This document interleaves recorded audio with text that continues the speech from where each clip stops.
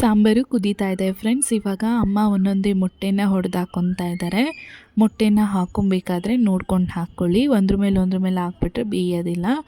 ಮೊಟ್ಟೆ ಎಲ್ಲ ಹಾಕಿದ್ಮೇಲೆ ತಟ್ಟೆನ ಮುಚ್ಚಿ 5ರಿಂದ 10 ನಿಮಿಷ ಬೇಯಿಸ್ಕೊಳ್ಳಿ.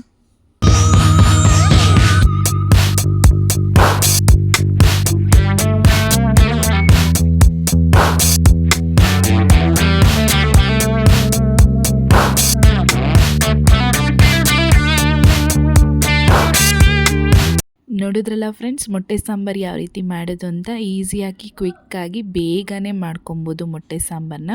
ಇದೇ ರೀತಿ ಕ್ವಿಕ್ ಆ್ಯಂಡ್ ಈಸಿ ರೆಸಿಪೀಸ್ಗಳಿಗಾಗಿ ನನ್ನ ಚಾನಲ್ನ ಫಾಲೋ ಮಾಡಿ. ಹಾಗೆ ಯಾರೆಲ್ಲ ಇನ್ನೂ ನನ್ನ ಚಾನಲ್ನ ಸಬ್ಸ್ಕ್ರೈಬ್ ಮಾಡ್ಕೊಂಡಿಲ್ಲ ಸಬ್ಸ್ಕ್ರೈಬ್ ಮಾಡ್ಕೊಳ್ಳಿ. ವಿಡಿಯೋ ಇಷ್ಟ ಆದರೆ ಕೊನೆಯಲ್ಲಿ ಒಂದು ಲೈಕ್ ಕೊಡೋದನ್ನು ಮರಿಬೇಡಿ ಫ್ರೆಂಡ್ಸ್.